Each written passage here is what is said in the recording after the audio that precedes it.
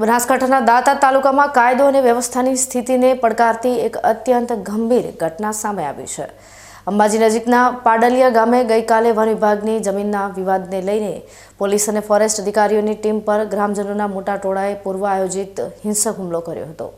આ હુમલામાં PI RB Gohil સહિત કુલ 47 જેટલા સરકારી અધિકારીઓ અને જવાનો ઇજાગ્રસ્ત થયા છે, જે પૈકી પીઆઈને ગંભીર ઇજા થતાં તેમને સારવાર માટે પાલનપુર ખસેડવામાં આવ્યા છે।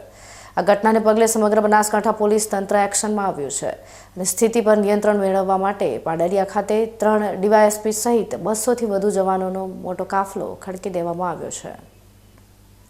બનાસકાંઠા જિલ્લા કલેક્ટર મિહિર પટેલના જણાવ્યા અનુસાર અંબાજી પાસે આવેલા પાડલિયા ગામે ફોરેસ્ટની જમીન વિવાદના પગલે આ બબાલ થઈ હતી, જ્યાં લગભગ 500 જેટલા લોકોના ટોળાએ સરકારી ટીમ પર પથ્થરમારો કર્યો હતો।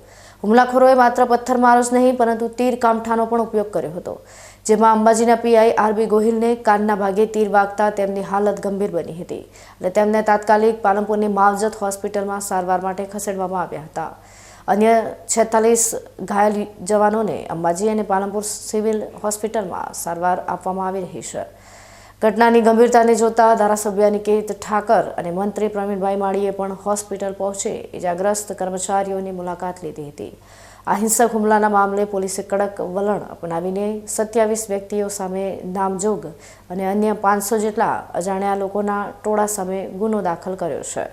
કાયદેસરની કાર્યવાહીને આગળ ધપાવવા માટે આજે સવારે જ 3 ડીવાયએસપી અધિકારીઓની નેતૃત્વમાં 200થી વધુ જવાનોનો મોટો કાફલો પાડલિયા ગામ જવા રવાના થયો છે, જ્યાં હુમલાખોરોની ધરપકડ સહિતની કાયદેસરની કાર્યવાહી હાથ ધરવામાં આવશે।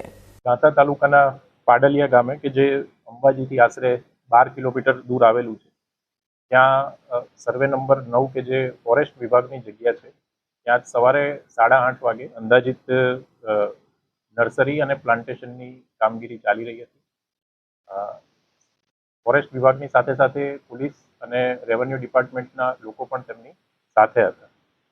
અંદાજિત 2:30 વાગ્યાના સમયગાળે 500 કરતાં પણ વધારે જે લોકોનું ટોળું છે, એમને એક પૂર્વ આયોજિત રીતે કહી શકાય એવો પથ્થર, ગોફણ અને તીર કામઠાથી હુમલો કર્યો છે।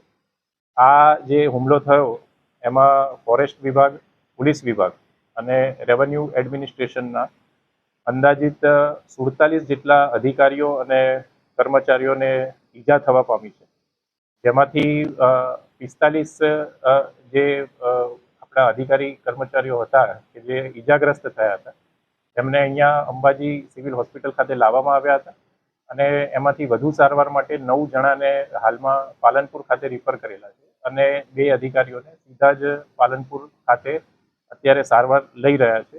તમામ જે ઘાયલ કર્મચારીઓ છે, અધિકારીઓ છે, એ હાલમાં સારવાર હેઠળ છે અને તમામની જે હાલત છે, તમામની જે પરિસ્થિતિ છે એ હાલમાં સ્ટેબલ છે।